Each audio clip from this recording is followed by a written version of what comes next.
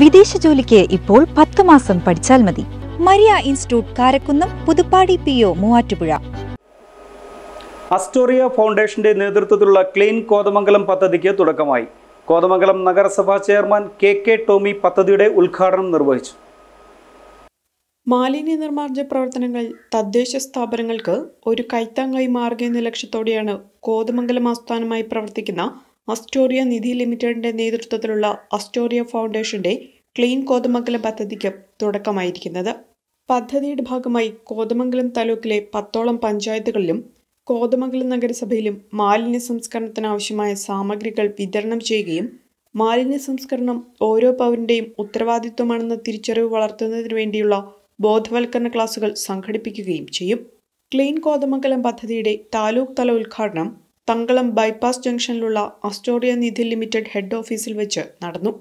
കോതമംഗലം നഗരസഭയുടെ മാലിന്യ നിർമ്മാർജ്ജനത്തിന് നേതൃത്വം നൽകുന്ന മുഴുവൻ ഹരിത കർമ്മസേനാംഗങ്ങൾക്കും ആവശ്യമായ ജാക്കറ്റുകൾ നൽകിക്കൊണ്ട് Kothamangalam municipal chairman KK Tomy ഉദ്ഘാടനം നിർവഹിച്ചു.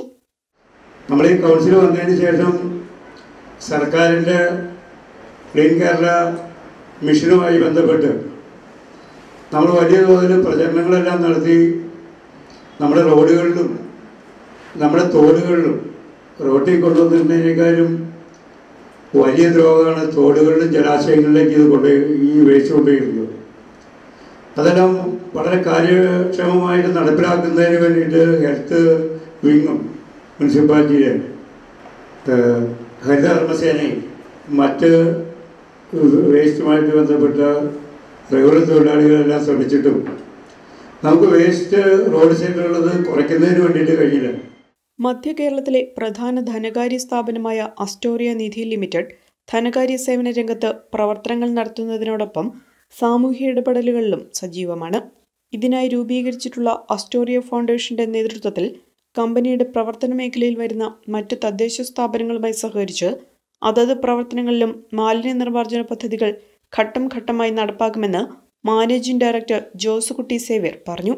Municipal vice chairperson Sindhu Ganesan, ആരോഗ്യ standing committee chairman KV Thomas, വിദ്യാഭ്യാസ standing committee chairman Sijo Varghese, വികസനകാര്യ standing committee chairman KA Noushad, municipal secretary Ansal Isaac, health supervisor Joy Manuel, Kudumbashree chairperson Jincy Siju, Astoria Nidhi chairman James Joseph, managing director Joskutty Xavier, CEO Jaimo Naib, vice president Xavier Jose, മുതിർന്ന നഗരസഭാ ഉദ്യോഗസ്ഥർ തുടങ്ങിയവർ ചടങ്ങിൽ പങ്കെടുത്തു.